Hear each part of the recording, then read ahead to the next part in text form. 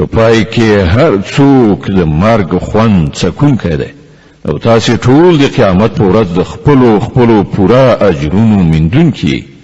بریالی اصلا هغه څوک دی چې هلته د دوزخ له اوره وژغورل شي او جنت ته ننویستل شي پاتې شوه دا دنیا دا خو صرف یو غولونکی شی دی ای مسلمانان تاسې به د مال او سر دواړو په ازموینه کې واچول شي او تاسې به له اهل کتابو او مشرکانو څخه ډېرې ځورونکې خبرې واورئ که تاسې په دې ټولو حالاتو کې د زغم او له خدایه ویرې په چلند ثابت اوسئ نو دا د سترې حوصلې کار دی دغو اهل کتابو ته هغه کلکه وعده هم وریاده کړه چې الله ورڅخه اخیستې وه چې تاسې به د کتاب لارښودنې په خلکو کې خوروئ او هغه به پټوئ نه خو هغو کتاب شاته وغورځاوه او هغه یې په لږ بیه وپلور څومره ناکاره راکړه ورکړه ده چې دوی یې کوي تاسې هغه خلک له عذاب نه خوندي مانګیرئ چې په خپلو کړو وړو خوشحاله دي او هیلهمند دي په داسې چارو کې ستاینه وشي چې په واقع کې هغوی نه دي کړي په حقیقت کې د هغو لپاره دردناکه سزا تیاره ده د ځمکې او اسمانونو څښتن الله دی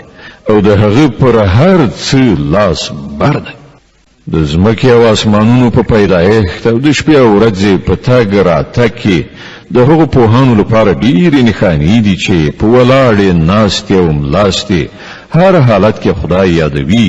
او د اسمانونو او ځمکې په ساختمان کې غور او فکر کوي هغوی په غیر ارادي توګه غږ کوي چې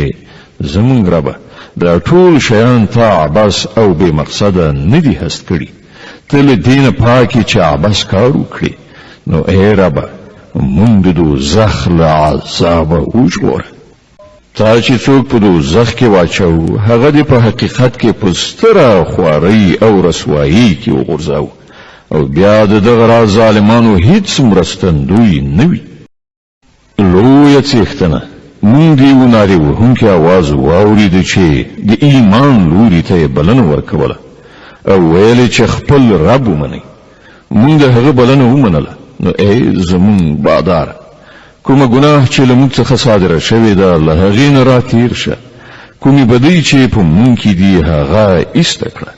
او په خاتمه کې راته د غوره خلکو ملګرتیا را په برخه کړه خدایه کومې وعدې چې تا د خپلو رسولانو په وسیله کړي دي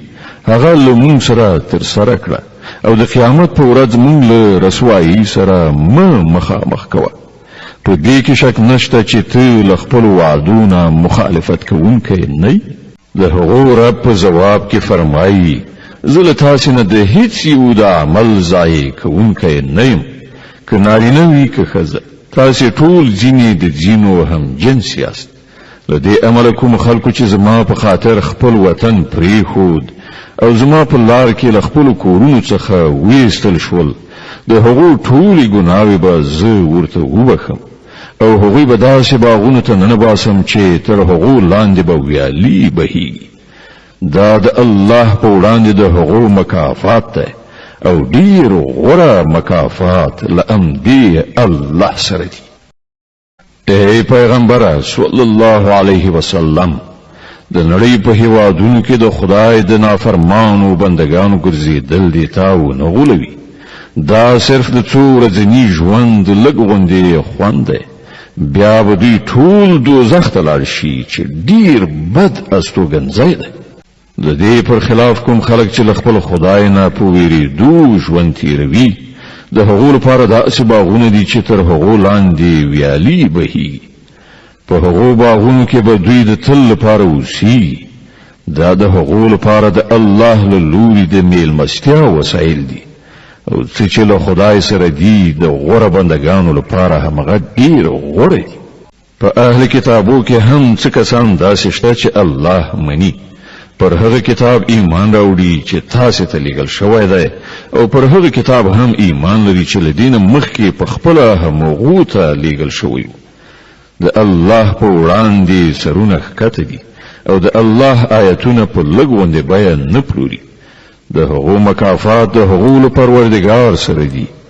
او د الله حساب اخیستنه ځنډیږي نه ای مؤمنان له زغم نه کار واخلئ د باطل پرستانو په مقابله کې میړانه وښیي د حق د خدمت لپاره ملا ټینګه وتړئ او له الله نه ویریدونکي اوسئ هیله ده چې بری ومومئ